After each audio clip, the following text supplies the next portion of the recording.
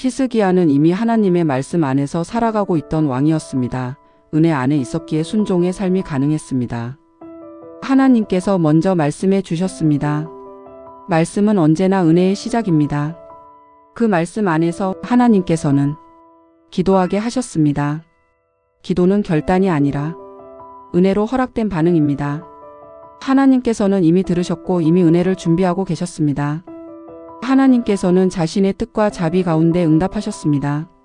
하나님의 은혜는 한 사람에게서 멈추지 않고 하나님의 계획하신 뜻에 따라 계속 흘러갔습니다. 은혜는 개인의 유익을 넘어 하나님의 계획이 성취되도록 베풀어졌습니다. 하지만 히스기야는 하나님께서 주신 은혜를 하나님의 계획 속에서 보지 않고 자신의 유익으로만 해석하였습니다. 하나님의 은혜는 자기 유익이 아니라 하나님의 뜻 안에서 이해되어야 합니다. 노하기를 더디하시는 하나님께서는 히스기야를 버려두지 않으시고 징계로 다시 부르셨습니다. 징계는 포기가 아니라 다시 부르시는 은혜입니다. 히스기야는 은혜 안에 있었기에 하나님의 말씀 앞에 다시 설 수 있었습니다.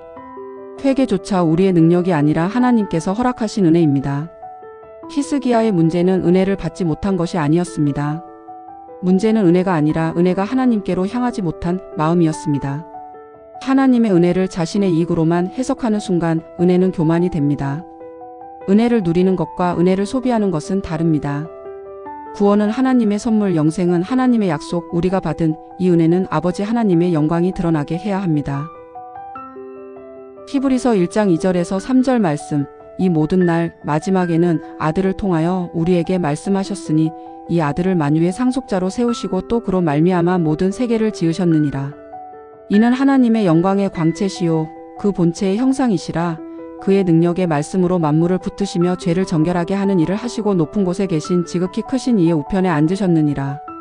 하나님께서는 먼저 은혜를 베푸셨고 그 은혜가 살아있을 때 그리스도의 복음을 드러내는 삶은 자연스럽게 열매로 나타납니다.